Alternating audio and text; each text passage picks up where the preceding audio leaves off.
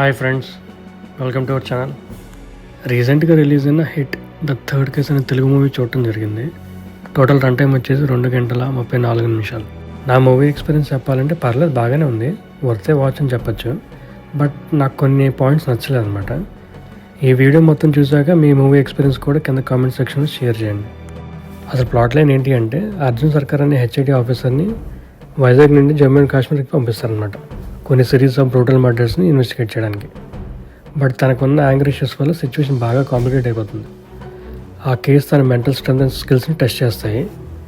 అసలు సాల్వ్ చేశాడా లేదా, ఎలా చేశాడా అనేది మూవీలో చూస్తారు.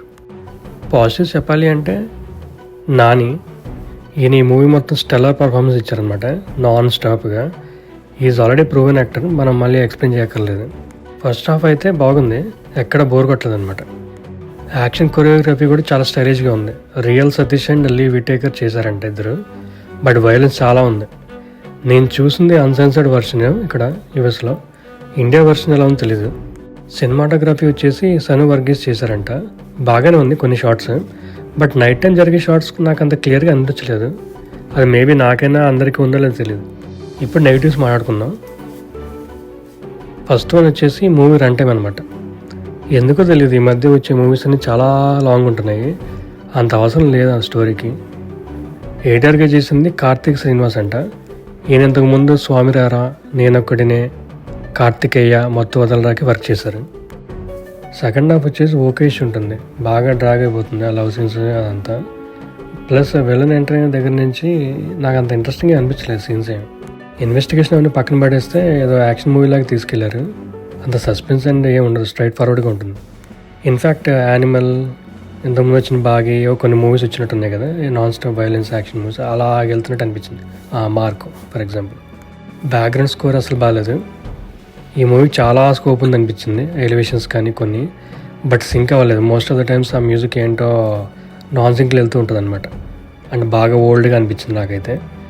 2 సాంగ్స్ ఉన్నట్లుండి అవసరం లేదు. నా మెయిన్ పాయింట్ వచ్చేసి బ్యాడ్ లాంగ్వేజ్. నాకు ఇది మేజర్ కంప్లైంట్ రీసెంట్గా వస్తున్న మూవీస్ అన్నిట్లో. ఫర్ ఎగ్జాంపుల్, హీరో క్యారెక్టర్కి యాంగర్ ఇష్యూస్ ఉన్నాయని ఆల్రెడీ చెప్పారు, చాలా వేస్లో కూడా చూపించారన్నమాట సీన్స్లో. ఎగ్జాంపుల్ డాక్టర్ దగ్గర కానీ, పోలీస్ స్టేషన్ సీన్స్ కానీ, చాలా చోట్ల. బట్ బూతులు వాడాల్సిన అవసరం ఏముంది? అక్కడ బీపీ ఏదో పెట్టచ్చు కదా, అవసరం ఏముంది? నా పాయింట్ అది. స్టోరీ అండ్ మూవీ బాగుంటే ఆడియన్స్ అలా హిట్ చేస్తారు కదా, ఇవన్నీ అవసరం లేదు. బట్ లేదు, రియలిజం కోసం బయట జనాలు అలా మాట్లాడుకుంటారు, అలాగే చేసాం కదా అని అంటారా? ఇప్పుడు నాకు ఒక క్వశ్చన్ ఉంది. క్లైమాక్స్లో అన్నిసార్లు పొడుస్తారు దారుణంగా హీరోని, విలన్స్ కానీ, ఆ విలన్ గ్యాంగ్ కానీ.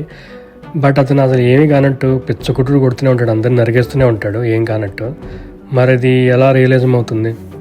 ఇప్పుడు చెప్పబోయేది నెగిటివ్ కాదు, జస్ట్ అన్ అబ్జర్వేషన్ అనమాట. మొన్నటిదాకా మిషన్ చైన్ గన్స్ వాడారు హీరో ఎలివేషన్ సీన్స్కి, వాటికి. ఇప్పుడు వచ్చేసి యానిమల్స్ని ఎక్కువ పెడుతున్నట్టున్నారు, నేను అది అబ్జర్వ్ చేశాను. మేబీ నాకైనా మీకు కూడా అనిపించిందో కింద కామెంట్స్లో చెప్పండి. ఆఫ్కోర్స్ ఇది సీజీలోనే వాడతారు యానిమల్స్ని, నిజంగా కాదు. ఫర్ ఎగ్జాంపుల్, వల్చర్ని వాడారు ఈ మూవీలో స్టార్టింగ్ నుంచి ఎండింగ్ వరకు.